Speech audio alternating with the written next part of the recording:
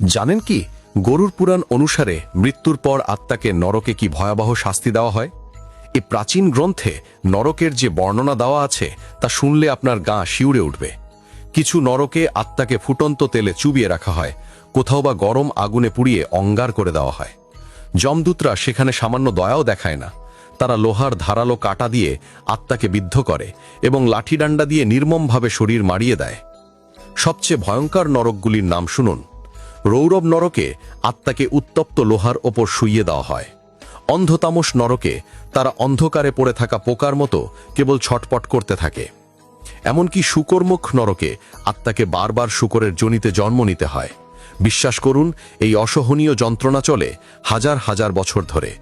এই ছিল নরকের ভয়ানক গোপন তথ্য।